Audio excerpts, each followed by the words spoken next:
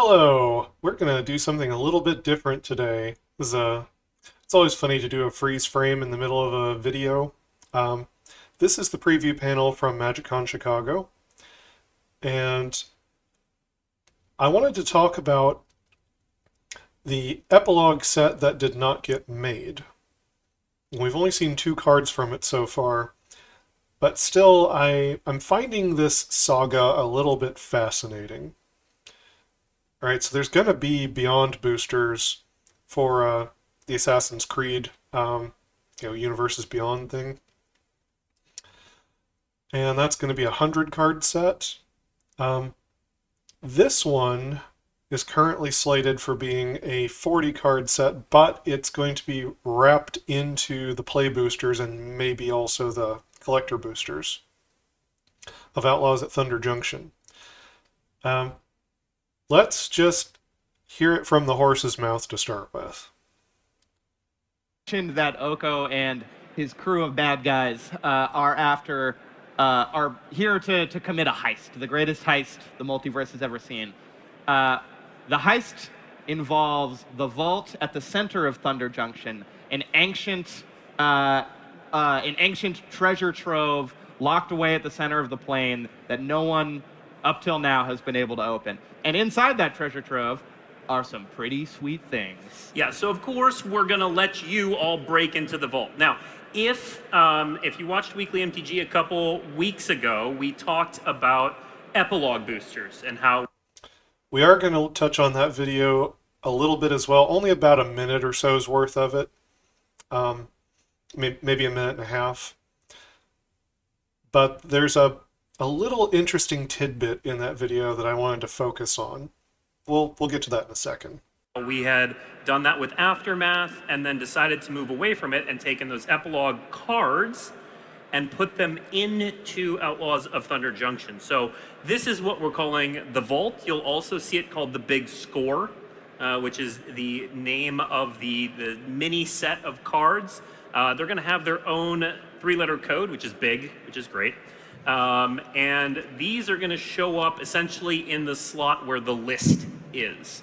So that's a lot of Now, I have no idea if there are going to be additional list cards beyond the ones for the Big Score, or if the Big Score comprises the entirety of the list.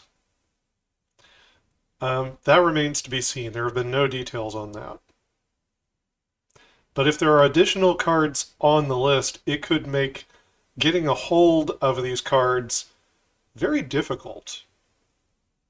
They upped the percentage of list cards in play boosters from 12.5% to 20%. We'll go look at that in a minute too. Explanation. Let's just show the cool card though. And these are new designs. These are new designs, all coming to standard. Inside the vault was the secret 11th sword you didn't know. Sword of Wealth and Power. Yeah, so the idea here is there are tons of really powerful relics in this vault, and they're looking to steal them. That's right. and a few other surprises. But yeah, you'll note the expansion symbol here is the vault door. These cards are all standard legal. You don't get them one per pack or anything like that. They're much more scarce than that. But yeah, so we have some really cool treatments for those as well. Yep. And because this is so cool, there's about 40 of these. There are 40 of these cards. Okay, so there, from the horse's mouth, there are 40 of the cards. And that's interesting. It's 10 less total cards than Aftermath was. There are exactly 40 of these cards. Let's show one more. Let's show Nexus of Becoming. Yeah, so some of the artifacts in there are references to things you may recognize, and some of them are just fantastic new devices that, Oko or you, the player, are going to have to figure out the best thing to do with. Yeah. So that's almost all the preview cards we have. One. Okay. So that's everything that they had to say in the preview panel about this. So we got a 40-card set. It's going to show up on the list. It's going to arrive in play boosters. let's parse out what we know. So this is the Amazon product page. And it says that the Play Booster box has 36 Play Boosters. They each contain 14 cards and a token or an art card. You can see the percentages here for the art cards, 30%, and 5% chance for foil stamp signature art. 1 to 5 cards of rarity rare or higher, that's going to make limited interesting. 3 to 6 uncommons, 5 to 8 commons, 1 land. Now, 1 card of any rarity is a traditional foil. The land is a foil 20% of the time. A special card from Magic's history can be found in 20% of packs. People have taken this to mean the list cards, which the question still remains, how many cards on the list are from, this new epilogue set that's been subsumed into the regular set and put on the list? And how many other cards are kicking around on the list? Or does this not refer to that chance? Does this refer to the chance for, like, special guest cards? This is our best guess at the moment. That 20% of packs will have a list card, and some amount of those list cards are from the big score. Full art Western landscape lands and 16% of packs. I think they said those can be foils as well. Foil Borderos, Mythic Planeswalker, blah-de-blah. Alright, now this is the weekly MTG Epilogue on Epilogue episode, which was referenced in the other video that we saw. And I just wanted to hone in on this, 1 to 2 minute segment right here, where they're talking about the big score. This is before the preview panel, so they're trying to be careful not to give spoilers, but...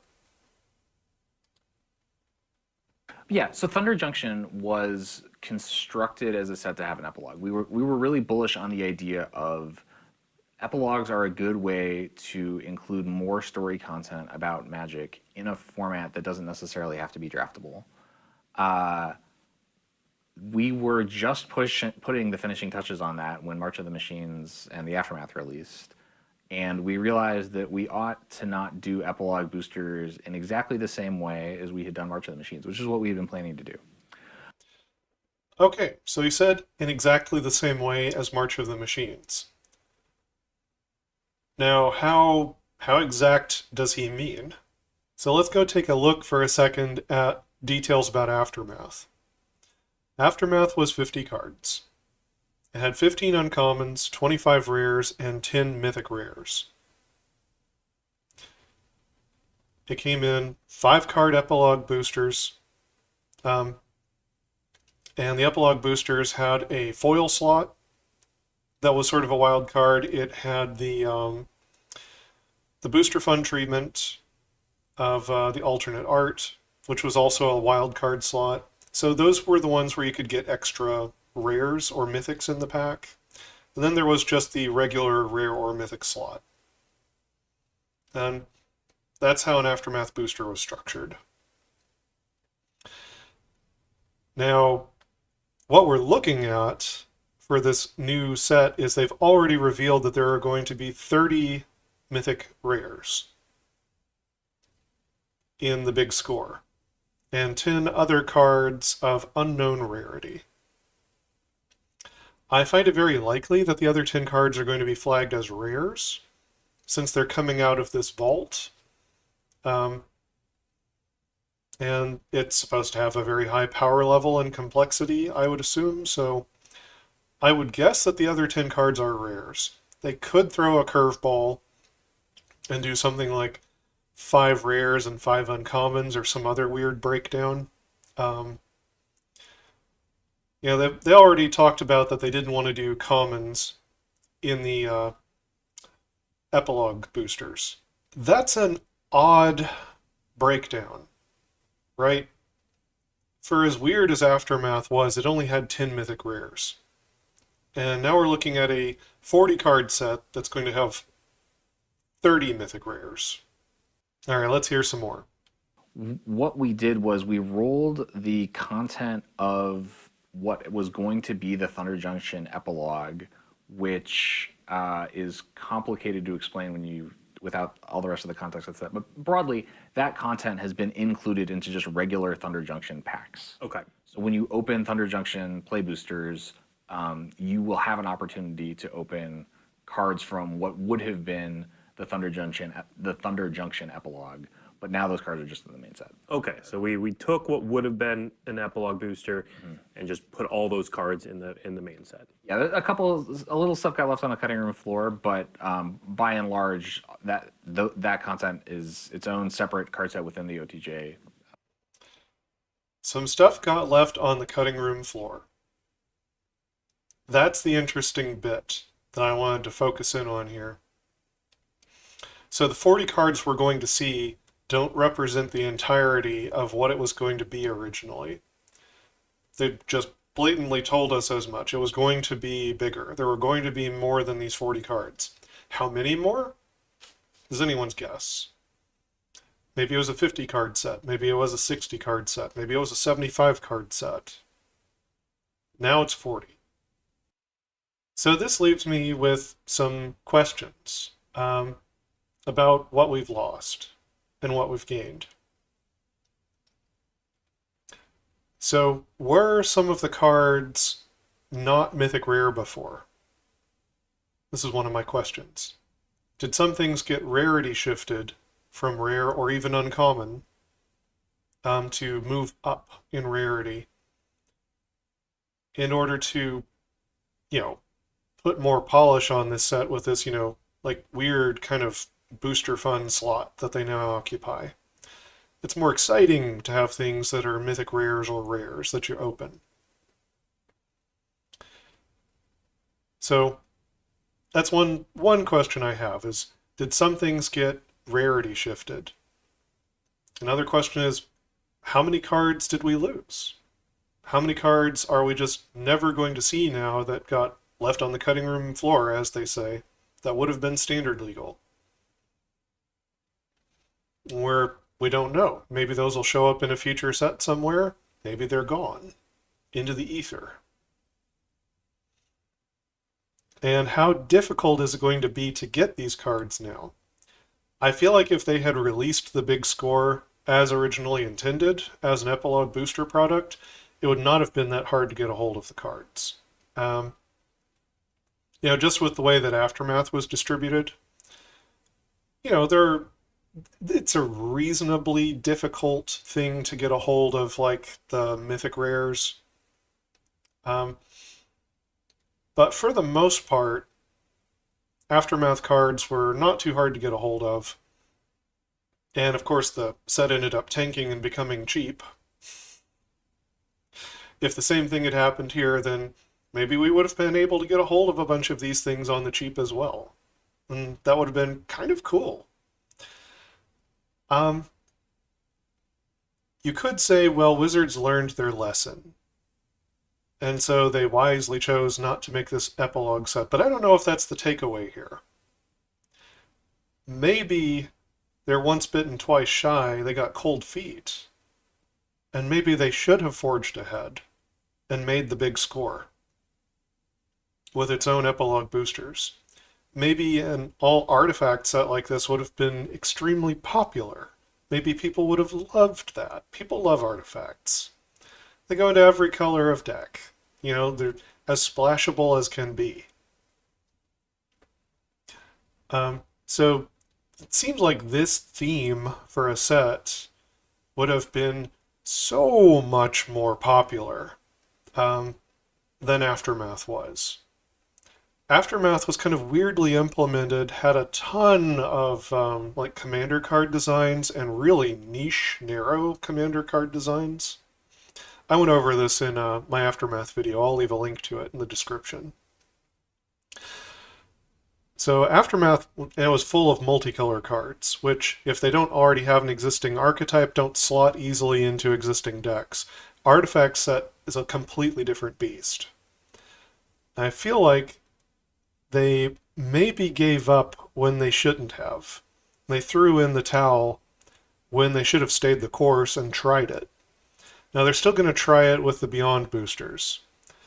Now maybe that's just because it's a 100 card set and they couldn't figure out any other way to implement it where it couldn't be a play booster or a collector booster.